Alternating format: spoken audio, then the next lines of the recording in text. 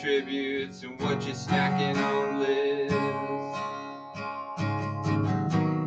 Liz digging Canuck, bringing you together. Liz digging Canuck, get ready for the show. Good morning to everyone, and thank you very much, James the Dirt Diggler, for that amazing introductory song. Right on, right on. My name is Liz, and today you are in for a treat because my guest today is Jimmy, exploring and collecting bottles with Jimmy. Hopefully you're not having deja vu or anything. We did do this last week, but Jimmy had some problems. But hopefully today, fingers crossed, the planets will be all in alignment and everything will work out fine. And Jimmy will be joining us very, very shortly. You have the chance to ask Jimmy any question about bottle digging, magnet fishing. He does exploring. Oh my goodness, he does he also does metal detecting. So you will have a chance to ask him questions.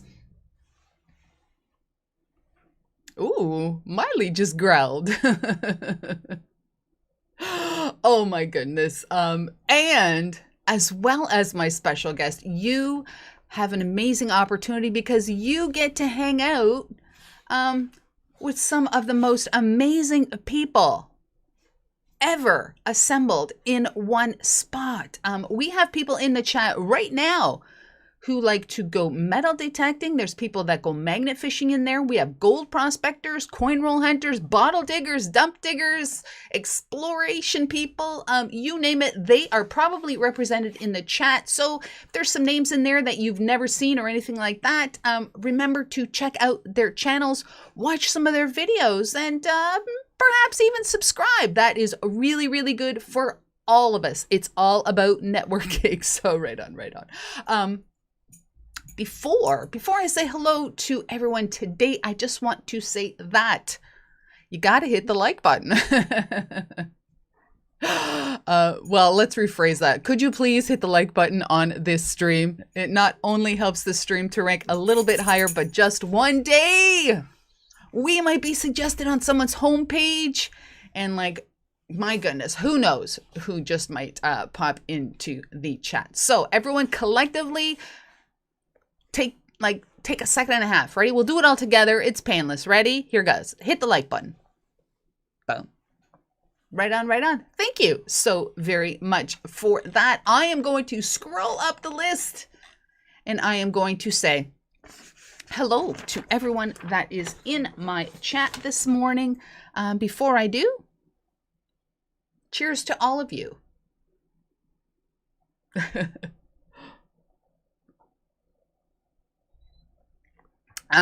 Yeah, no coffee today. This is water. Kind of coffeeed out already. I don't know if that happens to you all, but you know, you've had a couple coffees in the morning and you're like, I don't want another coffee. So there you go. Water with Liz. Treasure Talk is in the house today. Pretty sure that is Jeff. Jeff, thank you so very much for joining. Remember to check out the Treasure Talk live stream every Monday at 7 o'clock on YouTube, as well as Facebook. I'm not on Facebook. No, I don't like Facebook. Flash in your pan was here, heading out. He has a meeting to go to. So Flash, Ed, thank you. Indiana Tones, Lou, right on, right on. Also in the chat this morning. Metal Detecting with the Silver Hunters. I'm going to say that is Alan. Alan, hello, and right on, right on. I just watched, was it yesterday or the day before? I just watched one of his new videos. So right on, right on. Relics and stacked stones in the house as well. Right on, right on. Thank you so very much. 508 Magnets. Hello. 508 Magnets said that he went bottle digging. Forthcoming video. Right on, right on. Oh my goodness. Tell you something. When I'm in a dump, like as in a dump, I could be there all day digging because you just never know what you're going to find. If you've never tried bottle digging, dump digging, that sort of thing. If you've never tried it, seriously, grab yourself a little hand trowel and go get dirty, because there's a ton of stuff to be found in dumps, bottle dumps, pits, whatever you want to call them. So right on. Tripwire, straight up metal detecting, also in the house, says, good morning, diggers and diggets. So right on. Weird guy in the park is here, as is Digologist. The Digologist had like a crazy dig yesterday, and he says that he is taking Advil this morning. Right on.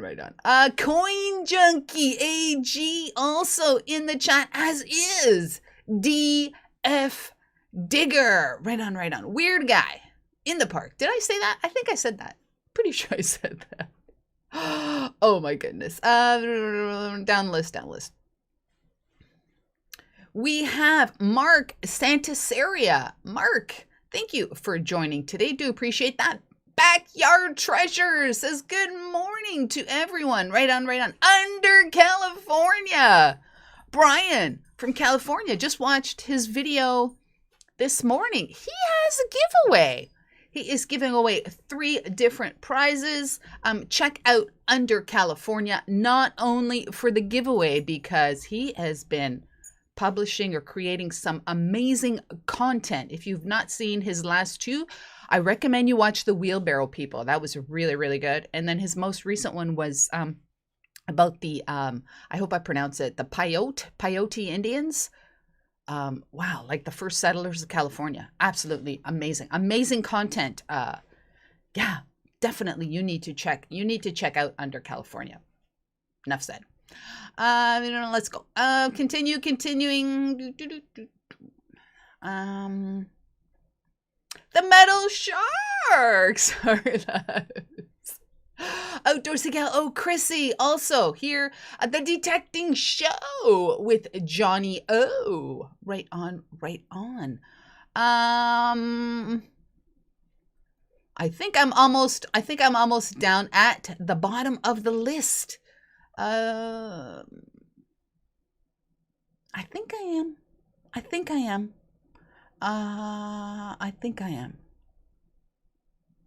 Linda Wallace, my goodness. Thank you, Linda. Ambient Girl Nancy, hello.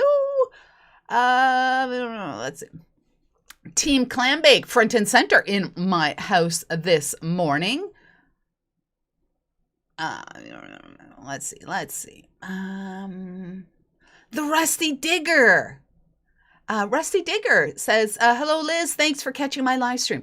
If I have my computer, even if I'm doing something else, I usually have the YouTube page. And if I see that someone's live, I really try to hop on in and just say hello and show some support. I was on Starry Lock this morning. He was doing some puzzles and some breaking into some locks. Really interesting. So yeah, you can always have that stuff playing in the background. Really cool. Steve Shepard is here today. Steve, thank you so very much. I think I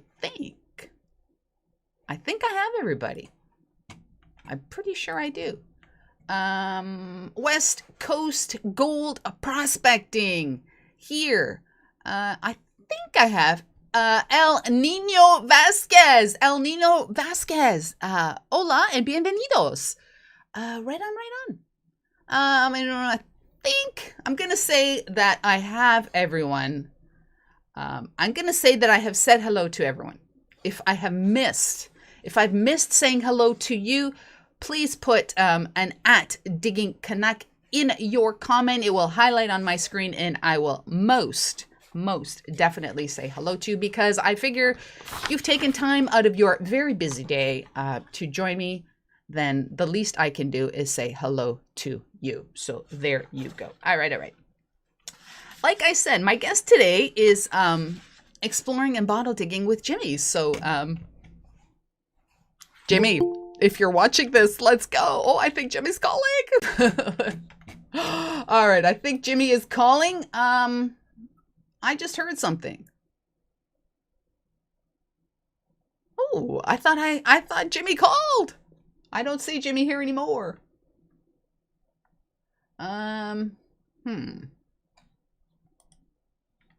Yes. All right.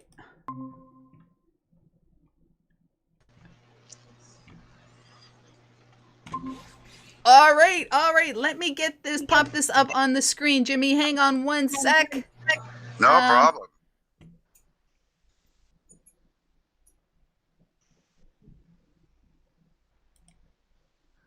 There you go, Jimmy. Oh, I can't see you. No, you won't be able to see me today, Jimmy. Oh, no. How's everybody? Good. How are you today, Jimmy? I'm doing good. Good. Actually, Good. Hopefully, fingers crossed, Jimmy, that nothing happens today and we have a good connection and everything works out well. so do I. So Jimmy, ladies and gentlemen, this is Jimmy. In your channel biography, it mentions that you not only explore abandoned homes, you dig bottles, you go magnet fishing. Is there anything that Jimmy doesn't do? I'm on TikTok now. Okay. Yeah, I do a lot of things. I mean, I like going out exploring just an empty lot, like a forest lot, because there could be anything in there. Mm-hmm. Mm-hmm. Now you're absolutely an outdoors person. Did that stem from your childhood, perhaps, or? Yeah, I grew up on my grandfather's farm, and we had 50 acres of bush, and that was my playground. Wow. So what I guess you did the things that normal kids did in the outdoors, like ponds and like tadpoles and that sort of thing? Yeah, catching tadpoles, catching salamanders, snakes. Where my grandfather's farm was there was a 19th century logging camp.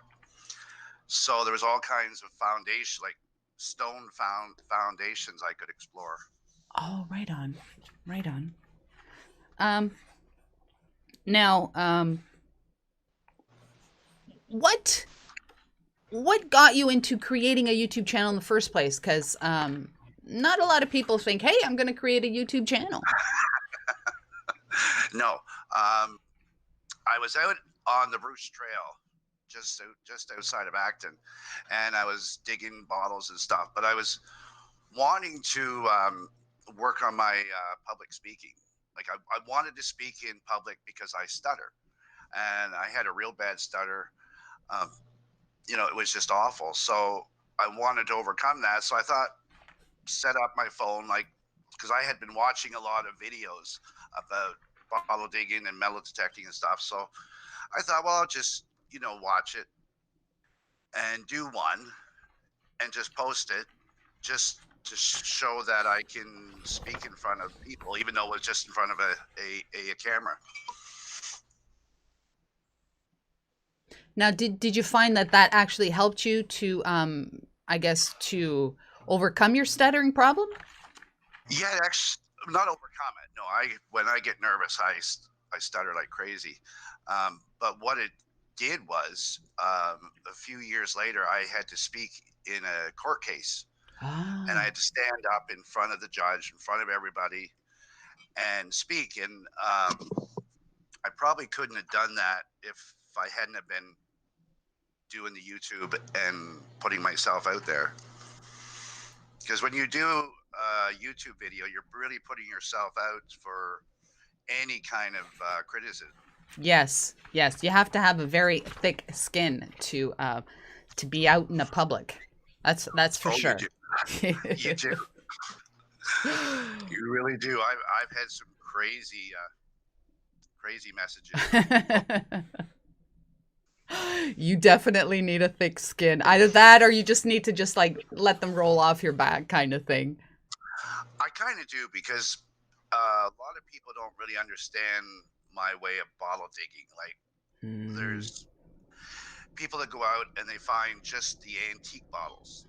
Well, I've got antique bottles, and they're great, but I like just exploring the actual dump itself to see what's in there. Yeah. Yeah.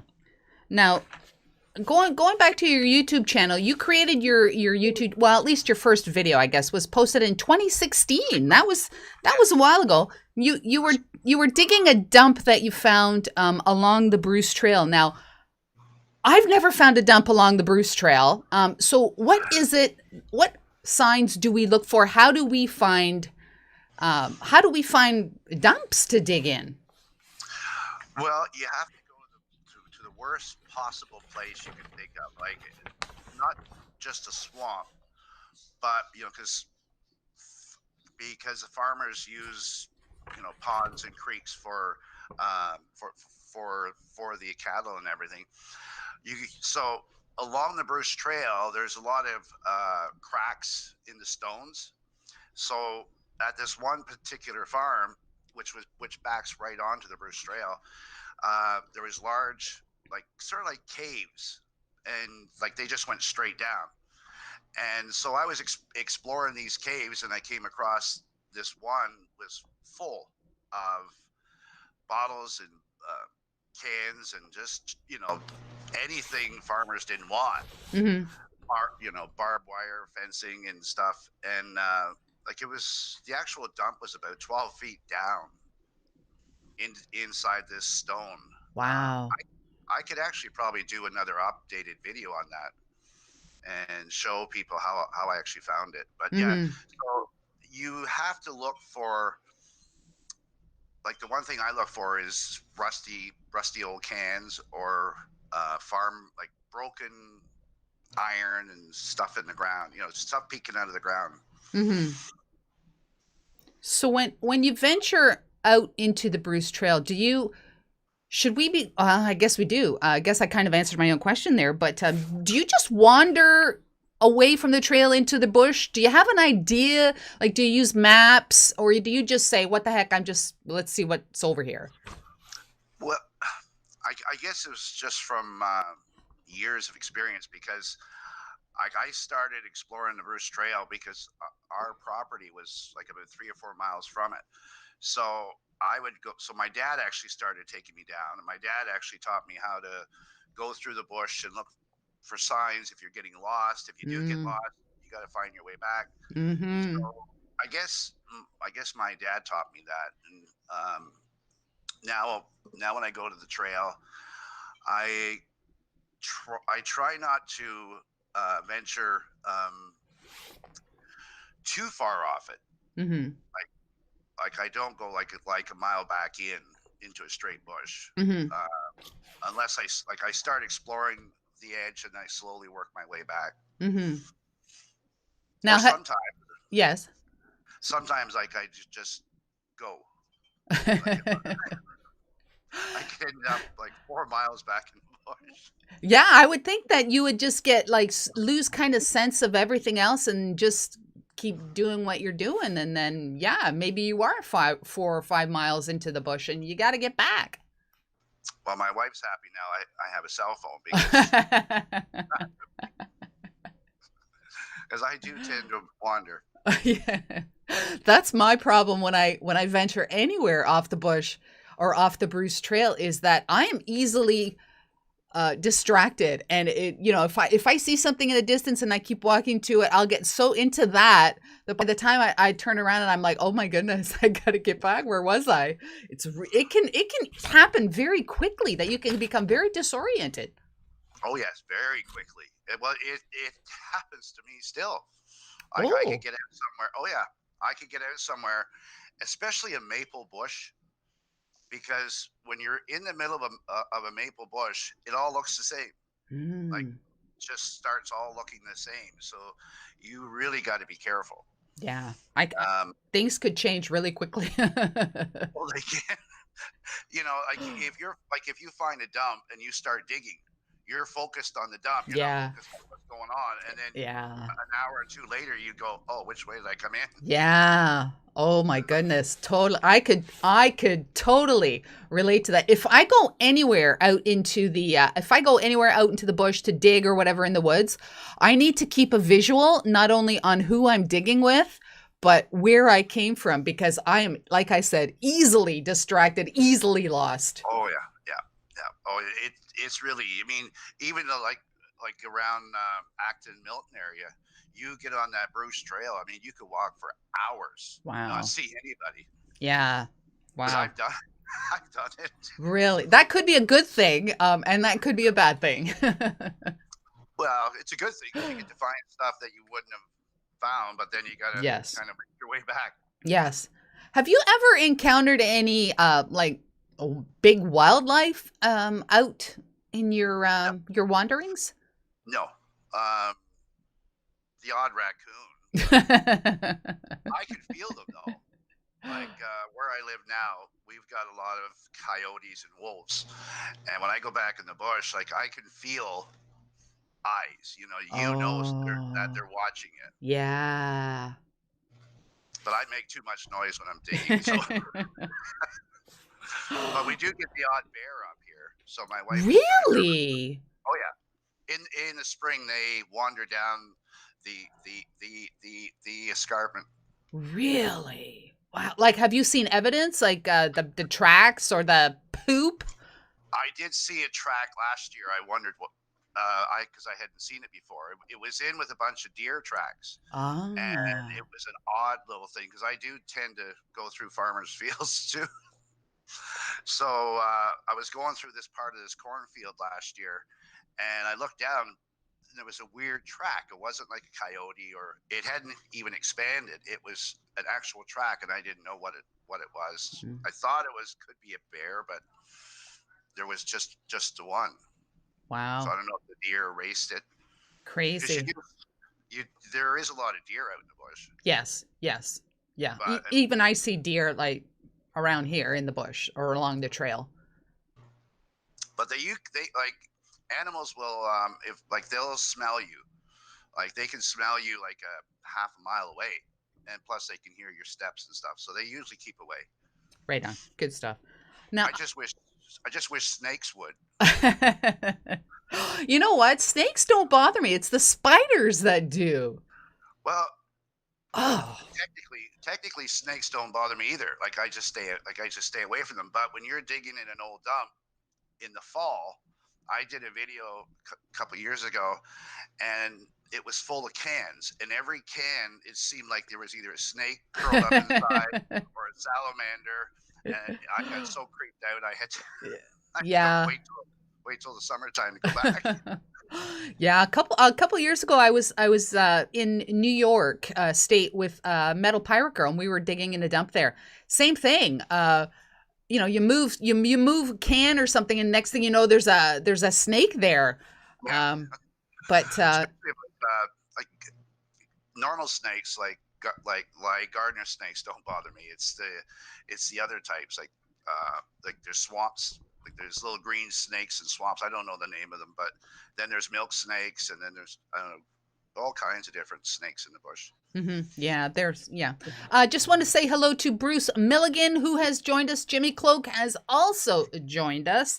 Now, you posted. I went through all your videos, as I do for most of the guests, and you posted a video a while ago where you were actually, I'm not going to say confronted, but you had an interaction with some police officers on the Bruce Trail.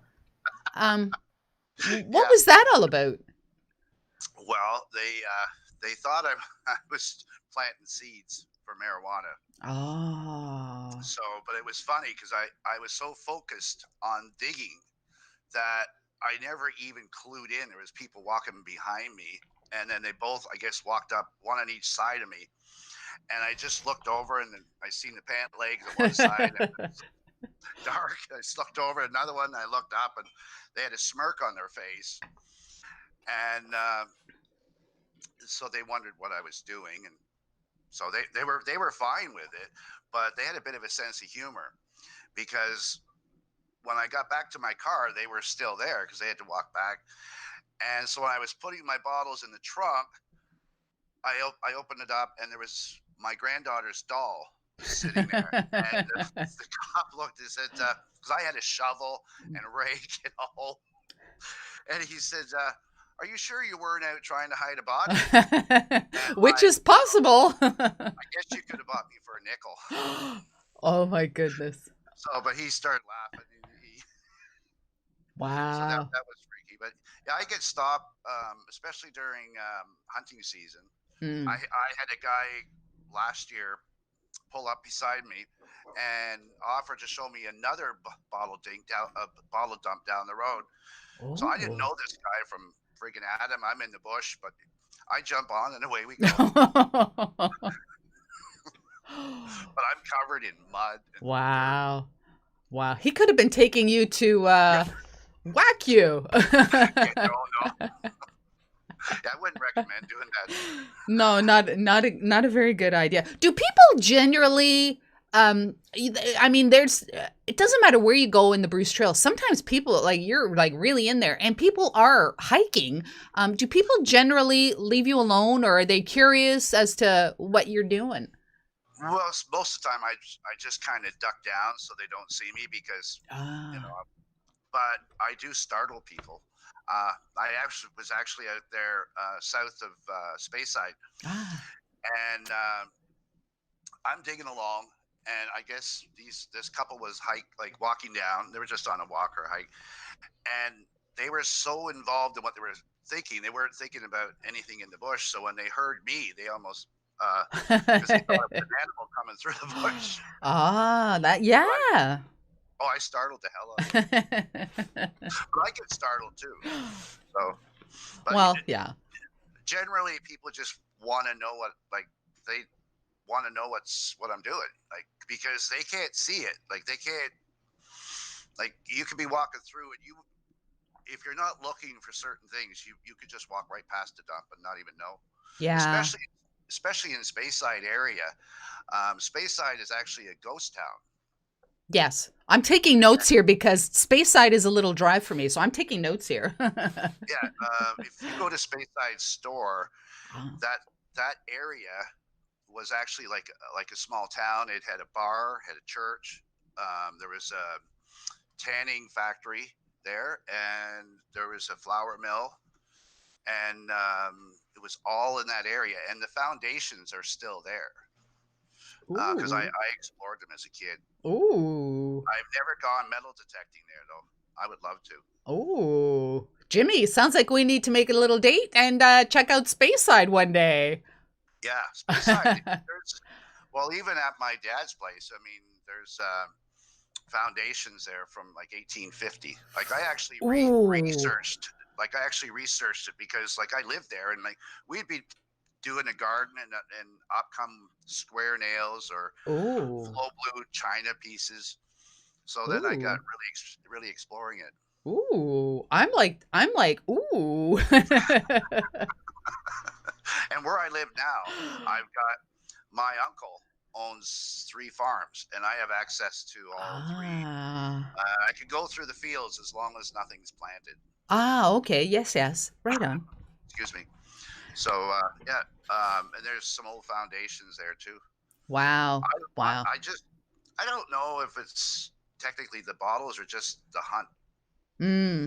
Yeah, I think it's the hunt. I really do. You never know what you're going to find. And that's just, I think that's what makes it fantastic. Well, a lot of people will not dig a dump from the 1950s. They will not do it. They just see it and they just, there's nothing there.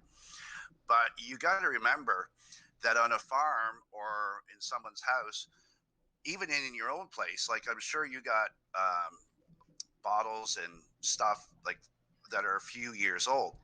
So if it was made in, let's say, the year 2000, you keep it till 2005, then you toss it. Well, that's already 5 years old. So a lot of these old dumps, when people died, they just tossed everything out. Yeah. So if it's from the 1950s, you could find stuff from the 1920s in there. Yes, grandma's old stuff.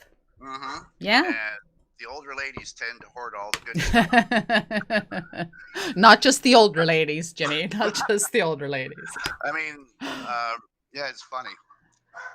Now, Jimmy, in order to go bottle digging, dump digging, that sort of thing, does someone need a lot of equipment? Do we need to invest a lot of cash in equipment, or what? What do you suggest we take along? I take along a hoe and a rake and a small trowel. Like it could be like just a trowel or a small little hand rake. Mm-hmm. Digging with Deej, she was watching my videos, and she sent me knee pads. Ah. She didn't like it that I was on my knees and not have any protection. Which I was shocked. There's some nice people out there. Then one video I was bottle digging in my shorts. And did I ever get a lecture for that? I'm sure you did. I'm sure you did. And I wasn't wearing gloves. Yeah. So yeah. I get lectures. Yeah. So how do you haul your bottles back? What do you wear? I guess you have a backpack. I got a backpack, and I usually put 3 or 4 plastic bags in there. Have it? Like, I bring everything. I bring almost everything home. Oh. And then the bottles that I don't keep, I can usually recycle them. Oh, so the ones that you don't keep, you still bring home. Anything. So when you dig it, you bring it home. Yeah. I did someone's house. I did somebody's property. They wanted this little dump gun, so they said I could have access to it whenever I want, as long as I cleaned it up. So I cleaned it up. It took me 2 or 3 months of going back, and I got it all cleaned up for them and bagged all the trash, and it was gone. Very nice of you. Well, if I've always found that if you're going to go on someone's property, and if they, I usually ask for if I can go on, and so I like to keep it cleaned up. Yeah, right on. So Jimmy, what are some of the earliest memories you have about bottle digging?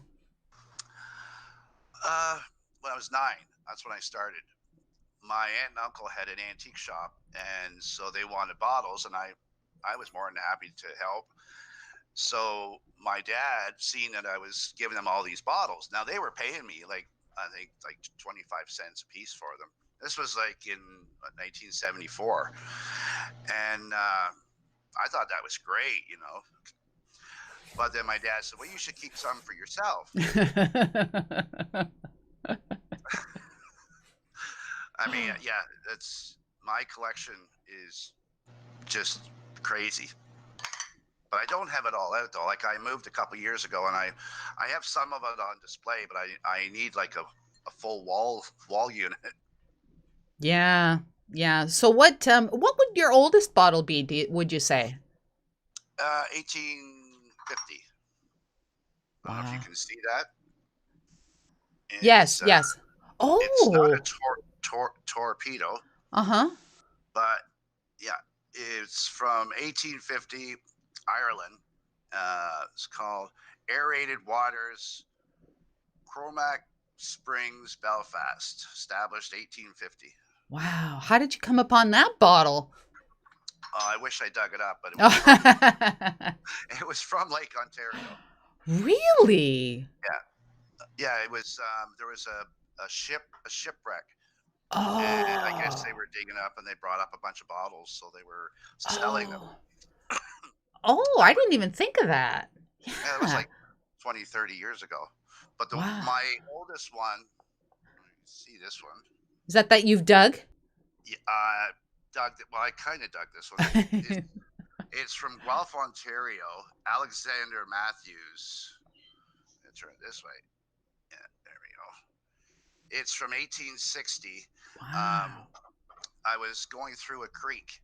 There was this farmer had put the dump near the creek, and the creek had moved over, so it was literally washing everything away. So we lived in that farmhouse for 2 or 3 years, so every spring I'd go out and see all these, like, it was usually broken, but this bottle came up. It was perfect. That's beautiful. It needs to be clean because it's kind of foggy. but I haven't taken the time to clean it. Yeah. That's funny because just yesterday I was watching Adventure Archaeology. He was tumbling bottles in this like Yeah. super duper big, like very expensive tumbler. And it was a bottle just like that. It was really frosty. And then after, I don't know, days and days of tumbling it in this tumbler, it was like pristine. Really, Yeah, really interesting. I can usually get them clean. This is a whiskey bottle.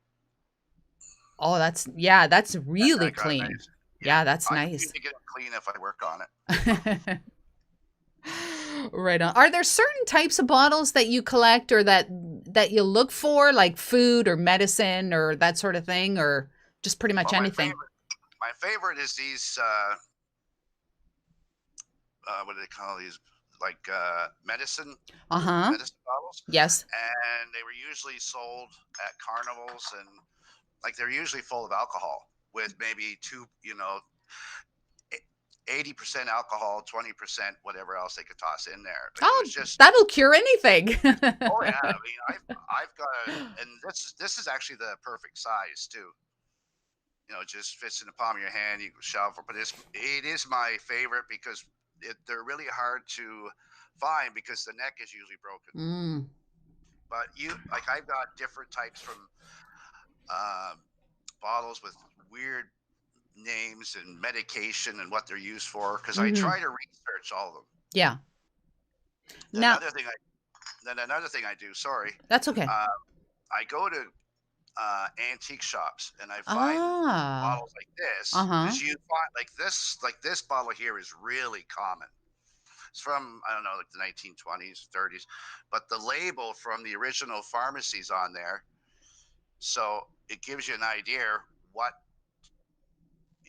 you're going to dig out. Okay. Now, someone in the chat, Backyard Treasure says they're terrified to clean their finds.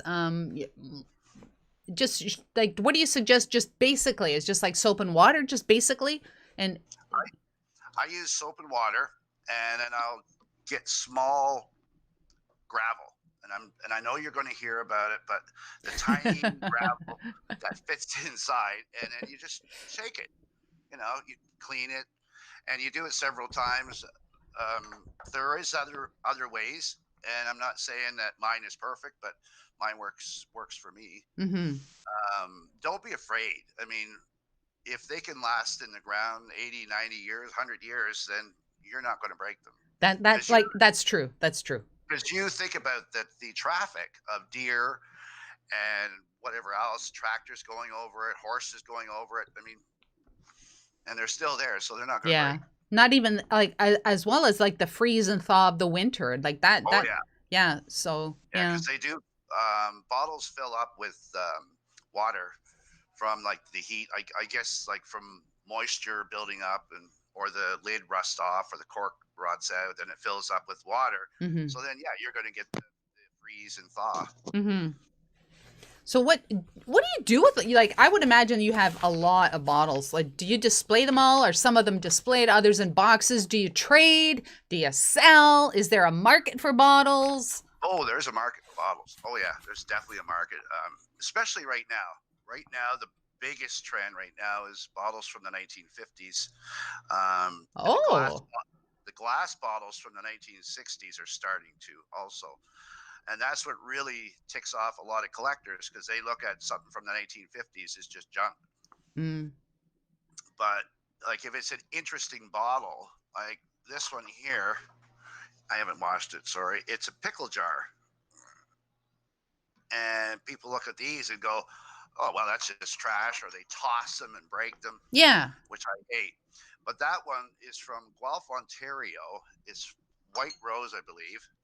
And the company was in business for a very short time, and then they were bought out. So the Guelph Museum is trying to get a collection of bottles from every year. And that bottle and 2 or 3 more they got, the Guelph Museum's interested in them. Oh, there you go. So, right on. So they'll give you a tax receipt. Like they won't pay for it, but they'll give you a tax receipt that you can write it off. Oh, that's pretty cool. Now, the Rusty Digger asked a question. I absolutely have no idea what this is, but he says, have you ever found a cathedral bottle? Not sure what a cathedral bottle is. No, I've never found one of them. Oh, okay. I don't even. I'd have to look that up because I can't think of what a cathedral bottle is. Well, something. I might have another name for it. Now, we're gonna talk about other stuff, not just bottles. But before we finish on the bottles and the dumping, what's the weirdest?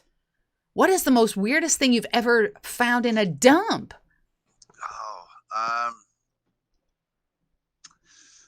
Weirdest thing. Yeah, it was. I'm sorry, I don't have it. It was a small vial of thread. I can't think of the actual name for it offhand, but it's in a real thin, like a chemist, like a scientist vial, and it was sealed up, and there was alcohol in, like there's alcohol inside, and there's this thread, and it's still perfect. Like, it wasn't broken, wasn't nothing, and it was just the thinnest, was thinner than a pencil. Really? Yeah. What do you figure it was? Well, it was thread that they used in like, I guess around the time of the First World War. Oh, like to stitch somebody up? Yeah. Oh, yeah. That's cool. Or like horses or cows. Yeah. That is pretty cool. Oh, it is. Yeah, I've seen them. Like, I've found the actual vials before, but they were all broken. But this one wasn't. Like, this was right in on. perfect shape.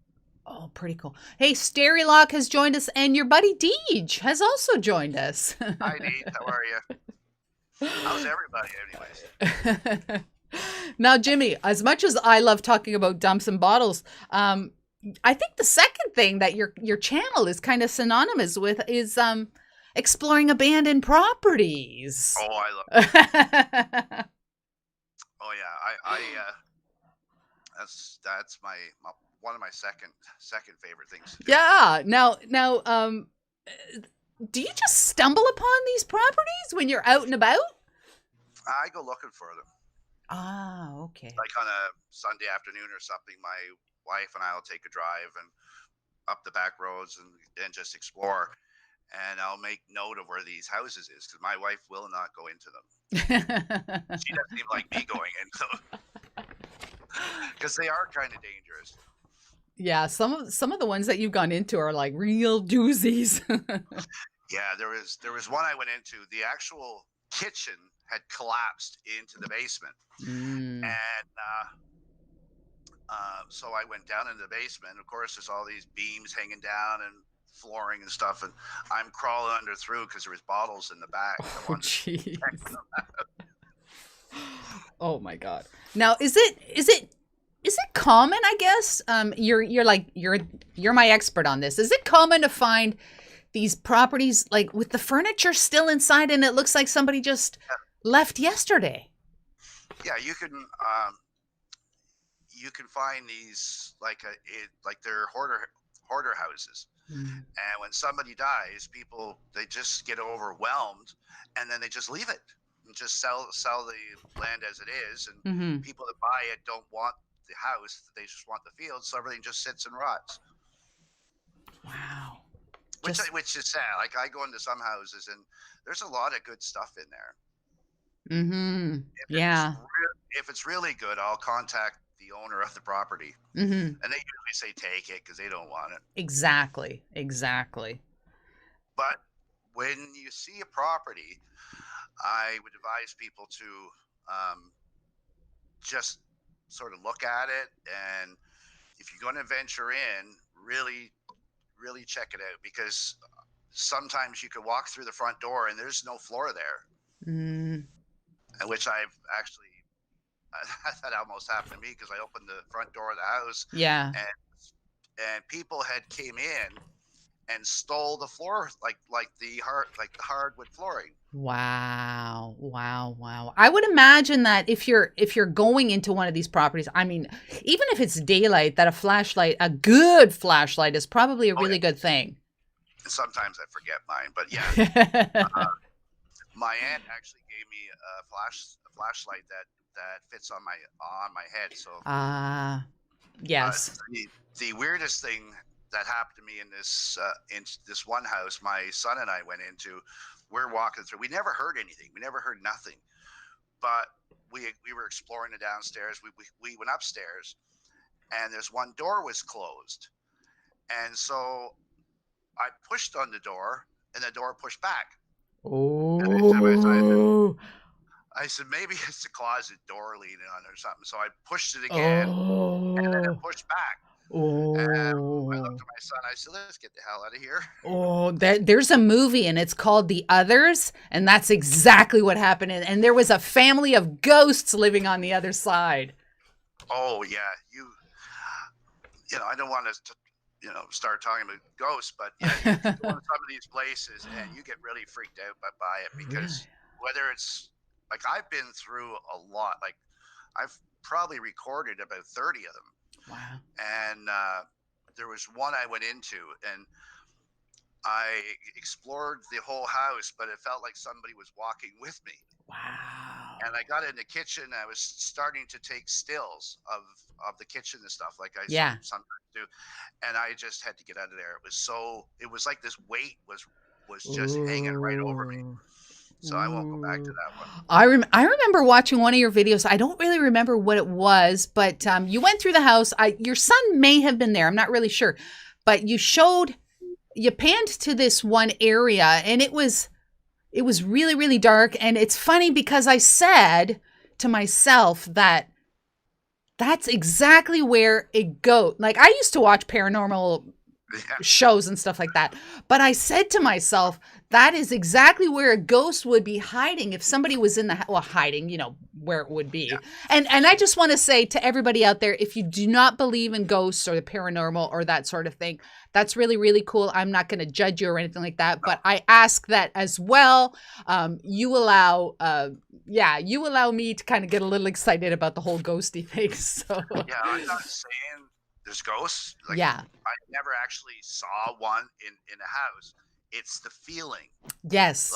Yes. Like when you go to someone's house and you're welcome in it, it's a good feeling. Yes. But when you go to someone's house, they don't want you there. Instinctively that you're not wanted there. Yeah. Yeah. So I get out quick. Yes. So this episode that I was just referring to, where I said to myself that, that would be where one would be. It's funny because just after I thought that, you said, got creeped out and you had to leave the property. Yes, that one. Yeah. Oh, yeah. I remember that one. Oh. Yeah. I was certain because I think you started feeling some vibes. And then that last place, I'm like, I think there's a presence in that one area, and that's exactly when you said, "Time to check out of here." Yeah. I did go back. Because I wanted to finish up. It was really annoying me because as I left, I didn't finish, so I went back a week or so later and finished it. But yeah, I just went in the kitchen. I didn't go upstairs or anywhere else. I just did the kitchen and got out. Yeah. Wow. It's creepy. Well, you don't know the history of the house. So like anything could have happened in that house. And, some people say that spirits and that sort of thing or bad vibes stay with the, stay with the property. I did explore a house that someone was murdered in. Oh. And, but like it was years later, I went through it. Yeah. So it wasn't like it just recently happened, but yeah, it was a creepy feeling. Yeah. And it's funny because when you kind of feel like there's somebody there or something there, it's probably, your feelings are probably correct. Well, I'm thinking so. Now, as far as, okay, so we've talked about ghosties. Have you ever gone into a place, were you ever scared by wildlife of any kind?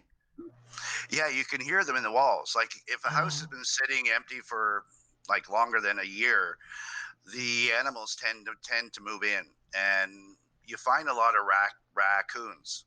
And I've been in places, and you can hear them going through the walls or going across the ceiling. You hear the patter of feet. And I've walked in and seen like holes in the walls where rats go through. Wow.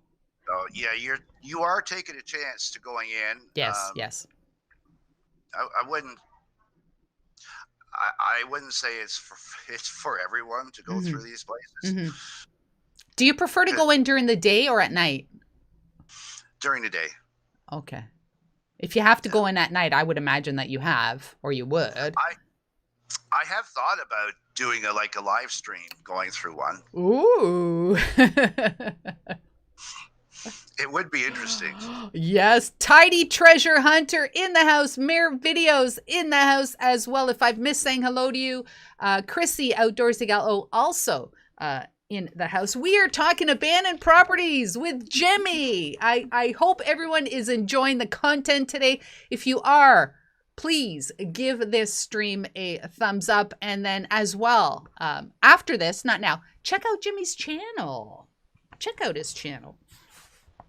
Please do. And leave comments. Yeah. That always helps. Yeah, comments are very important. They are. So Jimmy, you've also dabbled in magnet fishing. How did you find that? It's fun, but You don't sound very convincing. no, it is fun. But I don't find like some of the things other people find. Like they find bicycles, they find other stuff. I find fishing hooks. So, I have done a few videos. I've got an up where I live. There's a couple beaches and stuff. So I was thinking about going over there. 𝗥𝗔𝗗𝗓𝗪𝗧𝗏 has a port, so there's a long dock there that you yes. do from. Mm-hmm. But our waters are really clean. Yeah. Which is good. Generally speaking, yes. Yeah. Have you ever lost a magnet, or you just probably haven't gone out enough to lose a magnet? So yes, I did. I lost my first one. Ooh. It was actually my second or third time out, and I cast it into this river, and the rope went right through my hand, and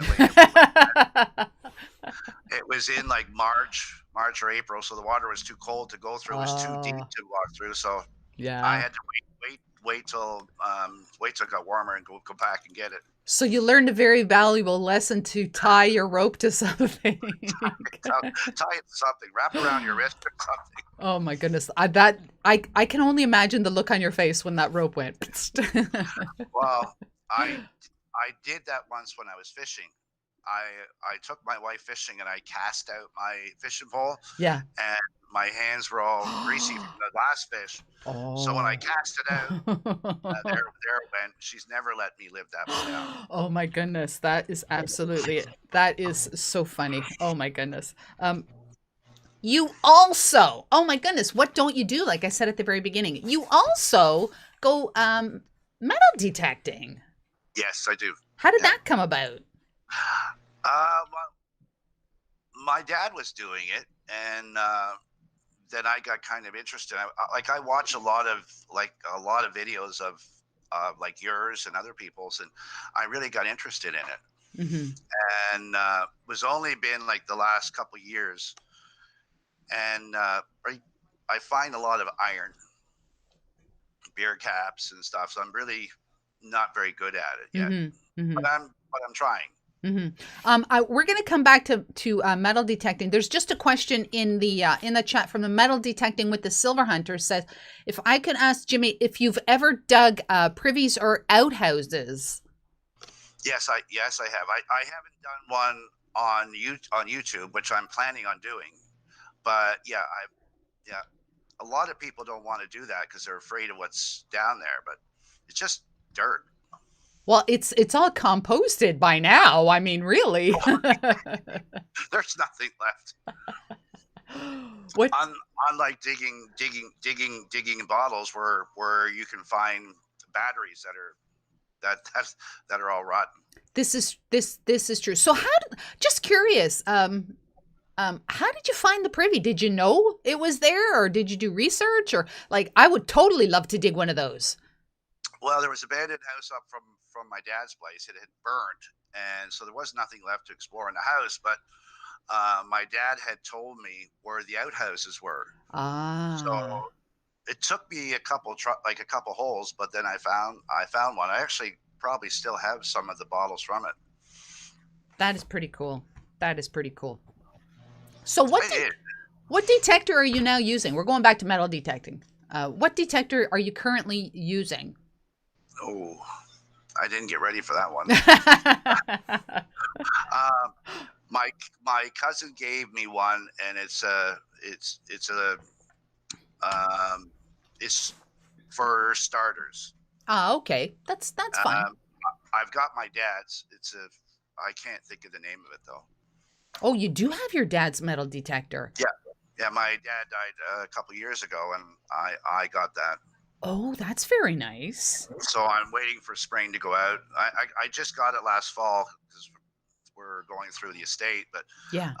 My brother knows that I really wanted it, so he's take it. Oh, right on. So in the springtime, I'm going to go out, and it is a more higher powered one. Mm-hmm. I would imagine you should be able to find a ton. You seem to have a lot of places that you've been to where, if you bring the metal detector, I'm pretty sure you'll find some cool stuff. Yeah. Well, I've got 3 or 4 farms up where I live now, and then down near my dad's place, there's 3 or 4 different properties there I can go to. Yeah, absolutely. And the best thing about digging a Prevy is, like, they move it around a lot. So, like at my grandfather's place, they probably had their Prevy in about like 6 or 8 different locations. Well, I guess it fills up after some time. You got to move it. Or bad stuff's gonna happen. Oh my goodness. At my grandfather's house, my grandparents didn't get hydro until like 1970, so they didn't have a bathroom. Yeah, it was an amazing house. Wow. And when I was a kid, the Prevy started out in the front yard, but by the time they got the indoor plumbing, it had made it to the backyard. Wow. Very interesting. They kept moving around.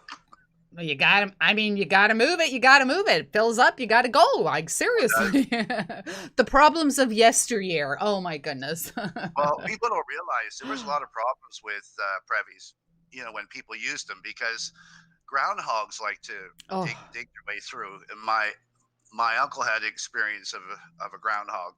Mm. Yeah, he was sitting down and smelt. He felt a little air down there, and he got up and looked down. There was a groundhog looking at him. Oh my gosh!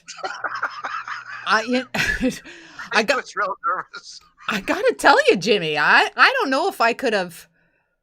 I don't know if I was woman enough to back then to go into a privy. Just first of all, like I said, I hate spiders. I really hate spiders. And going in the middle of the night, not having any electricity, not knowing what's down in that hole. And then, you know what? My worst nightmare would be feeling, I don't want to go there.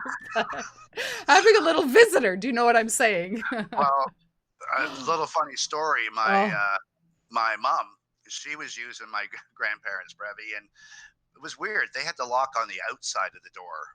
Don't ask me why. So whenever my mother used it, she always wanted me just to watch the door, make sure nobody opened it. So my cousins and I were playing, and so I got preoccupied with them, and so I ran over, put the latch on the door, and just started playing. And half an hour later, we could hear my mother screaming. She was not impressed. Oh my God. Wow. Crazy. Absolutely crazy. Just that whole era is, I don't think I really don't believe I have ever gone into an outhouse. I mean, I've seen outhouses, but, I cannot get past the spiders. That does it for me. I'm just done. There's lots of spiders and lots of caterpillars and God knows what else. Then you got your Sears catalog. That keeps your mind off stuff. You can read the catalog. I'd need more than a catalog to keep my mind off of stuff.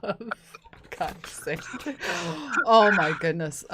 Yeah. No, thank you. No, thank you. I'm glad we have bathrooms, but Oh my goodness, yes. my grandfather did. Like, he was born in 1898. He didn't believe in hydro or phones, TV, or anything like that. So it was after he died that they upgraded everything. So it was an amazing place. Like, I grew up in the 60s, and we had like all new stuff. So you go back to my grandparents' place, it was like stepping into 1890. Yeah. All the old lanterns and all that stuff. And I just loved it. Yeah. Backyard Treasure says that they have been on a 2-seater outhouse before.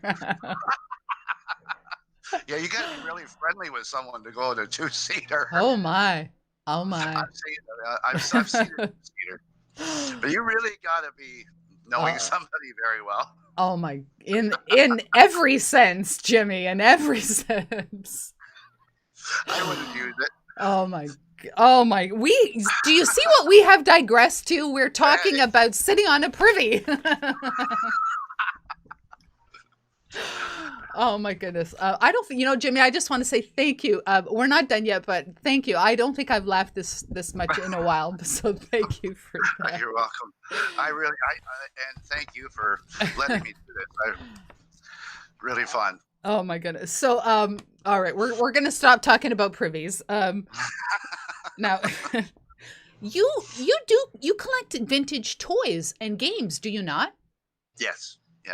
Well, I collect a lot of stuff, like, especially when I find them in a dump. I found this one last year in a dump. Oh. And the tires are perfect. Everything. That's a big one. Yeah, it's a pump truck, or I guess it's not a fire truck, but yeah, it's from I think the late 40s or early 50s. But then you find them without the tires, like that one. Mm-hmm. Oh, this one's nice. I like this one. That's a nice one. Yeah, that's but a nice one. You can, if it's not broken here, you can get replacement. Yes. This was a fire truck. Very nice. So I collect marbles. You do collect marbles? Oh yeah. I've only ever found 2. Oh, I got a whole bottle full. Well, I've been doing it for years. I mean, I usually find 1 or 2 marbles per dump. Really? Yeah. Mm. And you can find money. Like, I found a penny. It was, I think, like from 1916.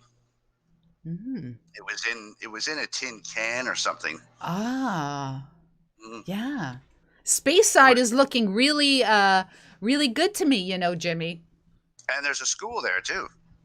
Speyside School, where I used to go to. Oh, really? I'm gonna check out your old stomping grounds, Jimmy.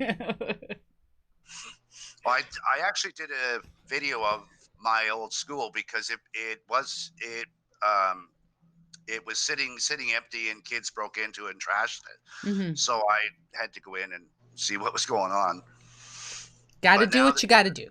Oh yeah, you have to. But now there's a new university taking it over. But you can probably still go and check out the property, mm-hmm. and I could show you where all the kids played. Yes, we will be corresponding about Speyside, Jimmy. Absolutely, we will be corresponding. Because kind of winding things down. It's 11:04. Oh wow, that was fast. You actually, you've collaborated with 𝗥𝗔𝗗𝗓𝗪. She was in the chat. She may still be in the chat. How did you enjoy that? Oh, I had a blast. I mean, I'm hoping to do it again because after she left and I started looking over the videos, I really didn't do the best job at recording us. But I was nervous because I had just met 𝗥𝗔𝗗𝗓𝗪, and I was just excited to have someone go out with me, because usually it's just me that goes out digging. Yes. My kids aren't interested in Yeah, it. that's okay. You can more dumps for you to dig. You don't have to share your stuff. They get really nervous because my collection's piling up. Yes. Because I collect all types of glass. It's not just bottles. Anywhere, my glass collection starts from the 1930s with depression glass, and then I Ah, got pressed glass, and then I've actually started finding your radium glass. do you go to thrift stores as well? Oh yeah, yeah. Okay. Thrift stores, resale stores. I used to go to garage sales, but not lately because it's all like new stuff, plastic. Yeah. Yeah. Mark But then Thomas has joined the chat. Mark, hello, hello. Sorry, go ahead. It's okay. So, Jimmy, like I said, we are winding down. In 2016, when you first created your YouTube channel, did you ever, in a million years, think that your channel, people would watch your videos? Did you ever think that? No, no, no. I didn't think any would find my channel of any interest. But they have, and I gotta say, you have people that, well, like I read some comments and stuff. You've got people that follow you, subscribe to you from all over the world. Yeah, 20 different countries. Wow, that's And huge. I talk to them. Even my doctor, who's down in Hamilton. Well, he's got his office in Oakville and Hamilton, but in between surgeries and stuff, he watches my latest digging or exploring, or whatever. And then he shows all the rest of the doctors and nurses gather around and watch me. Hey, you never know. These doctors and nurses might have properties that they might think, maybe he can check out my property. Well, you do. Like, once people know, like, they tell you that there's where there's a dump. Then I get people wanting me to take all their bottles. Oh, that's a good thing. It is if they're good, but ketchup bottles I don't want. You know something, Jimmy? And I don't have one, but I would love, and I'm sure I will get one, but those original ketchup bottles that had, the original one with the multi-signs, or the multi-size from the 70s, which is what I would be familiar with. But I would love to get one of those bottles, that had the metal cap on it that, you'd have to turn upside down and whack to get out. Yeah, I'm gonna get one of those. I'm gonna get one of those. Come dig it with me, and you can have all the ketchup bottles you want. We are gonna plan to go digging. I would love to check out some crazy spaces. Maybe even go in on an abandoned house with you. That would be pretty cool. Yeah, I've got 4 that I haven't done yet. So I'm waiting for spring, because it's there's a lot of snow. Like, I've got 4 feet of snow in my yard. Wow. So you kind of gotta wait. Yeah. So, Jimmy, how can the folks watching keep up with you on social media? Are you on social media? I'm on social media. Yes, I'm on Instagram. I'm on Twitter. If you want to laugh, you can check me out on TikTok. And I have a Facebook group, Exploring and Bottle Collecting on Facebook.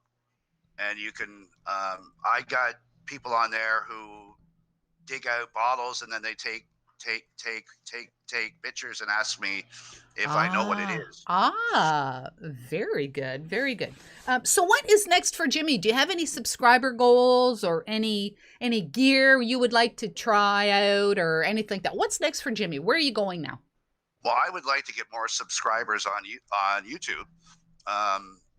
Like, when YouTube changed over last year, it seemed like every time I posted a video, I lost 20 or 30 subscribers. Ooh. So I kind of got frustrated a bit, but I'm still going to be on there. But I would like to get, I would like it to grow like everybody else does. Mm-hmm. Yeah. Oh, absolutely, absolutely. And I love hearing from people. I love seeing their bottles. Some people send me videos of their dig. People also send you bottles in the mail. Yes, they do. Right on. And depending on, I'm sorry. Go ahead, Jimmy. My 2 friends over in Scotland, they both have YouTube channels, which you can find on mine. But they've been sending me bottles now for a couple of years. That is pretty cool. And I'm going over there whenever this COVID's over, and I'm going out digging with them. Fingers crossed, COVID will be over soon. Yes. Fingers crossed. So sick of it. 35th State Relic Hunters is in the chat. How cool is that? That is like so cool. So Jimmy. How are ya? So Jimmy, I just final thoughts before I say goodbye. That was fast. Very fast, very painless. We're all friendly here on this show. Oh, I know. I usually watch you. Oh, right on. So, Jimmy, I want to say thank you so very much for joining me today. Like I said, I don't think I've laughed this much in quite some time, and I thank you very much for that. I want to thank everybody out there who is watching this, who watched this live. I also want to thank those that are watching the replay, because that is also a great thing. Remember to check out Jimmy's channel, watch some of his videos, comment, like, and subscribe. I'll back, trust me. Good. I'll take the good or the bad comments. Right on. I think that's going to be it for today. Yeah, like I said, Jimmy, absolutely wonderful guest. And I thank as well, like I said, thank you to all the people in the chat. Wonderful show. And thank you very much. I look forward to getting together with you, digging in space, because all these people are witness that we are going to get together. We are going. It's a done deal. We have to wear masks. Right on. We can wear a mask. No problem. I'll wear a mask. Not a problem. Jimmy, thank you so very much for joining me. And thank you all for joining me today. And I will catch you on the flip side. So right on. Have a great day, everyone.